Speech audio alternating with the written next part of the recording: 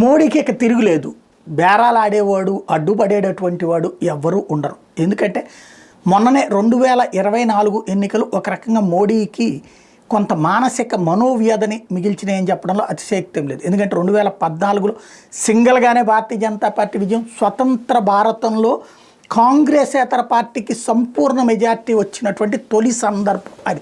అయినా సరే ఎన్డీఏ ప్రభుత్వాన్ని నడిపారు. 2019లో అయితే మరింత ఘనమైనటువంటిది. కూటమిగానే 2/3 సాధించడంతో పాటుగా భారతీయ జనతా పార్టీ 303 స్థానాలు సాధించినటువంటిది. అది కూడా నరేంద్ర మోడీ పట్ల ఉన్నటువంటి ఆదరణే. అదే సందర్భంలో మొన్నటిసారి సోరోస్ గ్రూప్ బ్యాచీ ప్లాన్లా, లేకపోతే రాహుల్ గాంధీకి అండగా నిలబడుతూ ఒక ప్రభుత్వ వ్యతిరేకతను సృష్టించడం కోసం, హిందుత్వ ద్వేషాన్ని సృష్టించడం కోసం అంతర్జాతీయ కుట్రలా ఏదైతే ఒక ఏడాది ముందు నుంచి మోడీ పని అయిపోయింది అన్నటువంటిది, అట్లాగే జోడో యాత్ర లాంటి వాటిని నడిపిస్తూ సాగించినటువంటిది, అట్లాగే ఒకళ్ళకొక్కళ్ళకి వ్యతిరేకంగా ఏది తృతీయ ఫ్రంట్ లాంటి దాన్ని కూడా తీసేయించి ఆ తృతీయ ఫ్రంట్ పక్షాలైనటువంటి అత్యంత బలమైనటువంటి వాళ్ళైనటువంటి ఎవరైతే మమతా బెనర్జీ, కేజ్రీవాల్, తర్వాత లాలూ ప్రసాద్ యాదవ్లు, వీళ్ళందరినీ కూడా తీసుకొచ్చి, అంటే కమ్యూనిస్టులతో సహా తీసుకొచ్చి తృతీయ ఫ్రంట్లు పెట్టే వాళ్ళందరినీ తీసుకొచ్చి ఈ ఫ్రంట్లోకే చేర్చి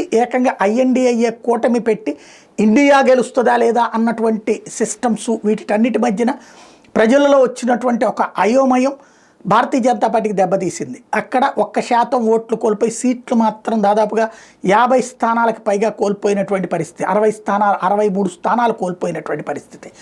దాంతో ఇక మోడీ పని అయిపోయింది అనుకుంటున్నటువంటి వాళ్ళకి ఆ తర్వాత జరిగిన 4 ఎన్నికలు, 4 రాష్ట్రాలకు సంబంధించినటువంటి ఎన్నికలు, మొట్టమొదటిసారి జరిగింది కాశ్మీర్కి, అట్లాగే హర్యానాకి జరిగినటువంటి ఎన్నికలకి, అట్లాగే మహారాష్ట్ర, జార్ఖండ్, ఈ 4 రాష్ట్రాల ఎన్నికల్లో చూసుకుంటే కాశ్మీర్లో ప్రధాన ప్రతిపక్షంగా single largest party, but Sampoorna majority రాలేదు కాబట్టి, కూటమిగా లేదు కాబట్టి అక్కడ ఓటమి పాలైన అంతకుముందు కంటే బలంగా తయారై ఇప్పుడు ప్రధాన ప్రతిపక్ష స్థానం సాధించి, జార్ఖండ్లో అంతే నెట్ టు నెట్ ఫైట్ ఇచ్చి ప్రధాన ప్రతిపక్ష స్థానాన్ని కైవసం చేసుకుంది. అదే సందర్భంలో మహారాష్ట్రలో 2/3 మెజార్టీతో ఘన విజయం సాధించింది.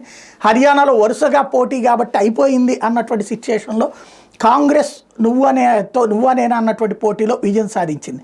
ఇప్పుడు ఢిల్లీలో కేజ్రీవాల్ని ఓడగొట్టడం ద్వారా మోడీకి ఇక తిరుగులేనటువంటి పరిస్థితి అయింది. మోడీని ఇబ్బంది పెట్టాలనుకునే వాళ్ళు, ఏదైతే ప్రస్తుతం కూటమిలో ఉన్నటువంటి వాళ్ళైనా సరే ఇబ్బంది పెట్టి ఆయన్ని దించుదాం అనుకునేటటువంటి ఆలోచన కలలో కూడా రానివ్వలేనటువంటి పరిస్థితి వచ్చింది. మోడీ హవా అన్నటువంటిది కంటిన్యూ అవుతోంది, భారతీయ జనతా పార్టీ హవా కంటిన్యూ అవుతోంది అన్నటువంటిది నిరూపితమైంది.